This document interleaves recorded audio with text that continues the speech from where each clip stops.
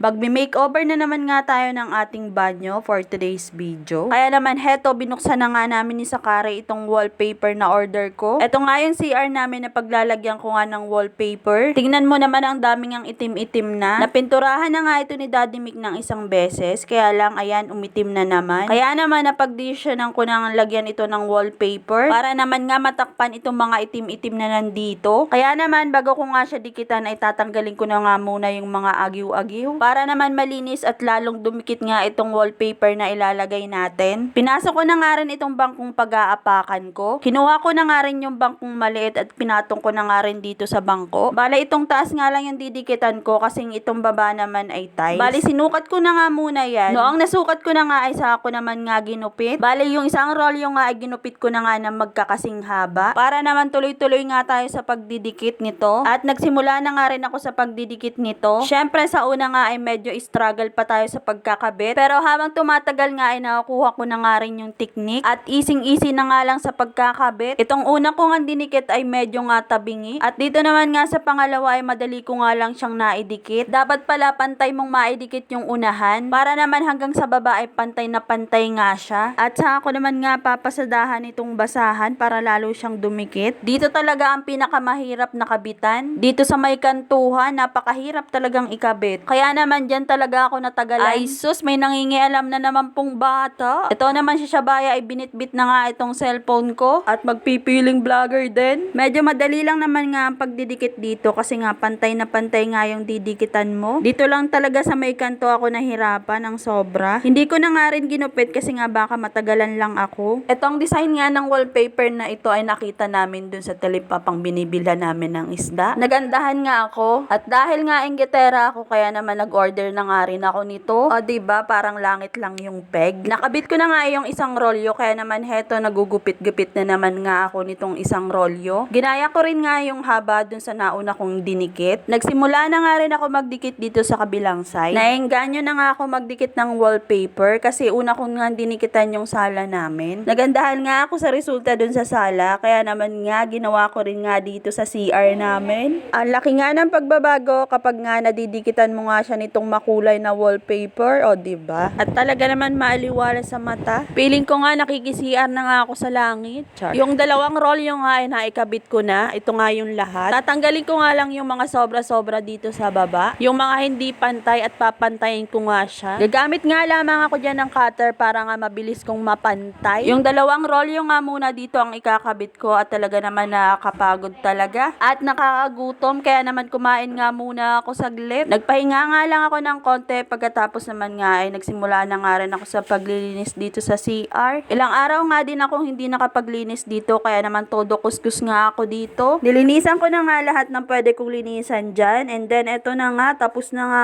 ako. Next time ko na nga rin ikakabit yung isang rolyo at talaga naman nakakapagod na talaga. Feeling ko nga nakikisiar na ako sa bahay ni San Pedro. Syempre, bago nga matapos yung video ito ay papakita ko na nga muna yung before. Ito nga yung before na wala pang ang wallpaper. Ang daming ang itim-itim. At ito na nga yung after, o diba, parang nasa langit na ba ako? Ang ganda nga ng design ng mga ulap at talaga naman para kang nagsi-CR sa labas. Ay siya, yun lang. Salamat sa panonood. Babu!